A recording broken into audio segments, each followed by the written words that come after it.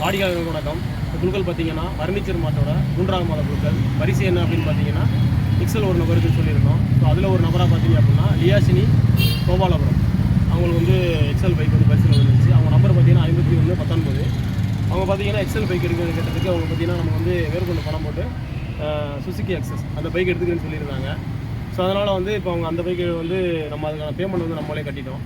Extra உள்ளதை அவங்க வந்து பே பண்ணிக்கிட்டாங்க. பே பண்ணி வந்து பைக்கை வந்து இப்போ எடுத்தாச்சு. இப்போ நம்ம என்னைக்கு கொடுக்குறோம் அப்படின்னு பார்த்தீங்கன்னா இப்போ வந்து பிப்ரவரி மாதம் 18ஆம் தேதி கொடுக்குறோம்.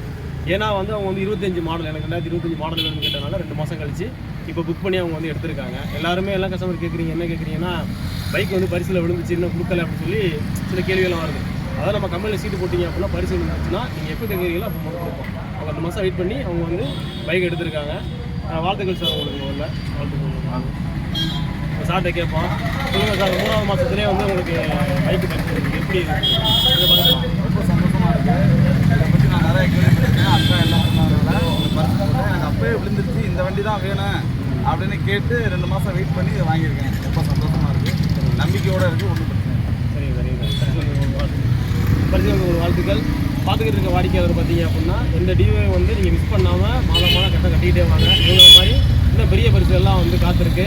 இதே மாதிரி நீங்கள் நம்ம பணங்களை கட்டி பரிசுகளை பெறணும்னு வாழ்த்துக்கள் தெரிவிச்சுக்கிறேன். நன்றி, வணக்கம்.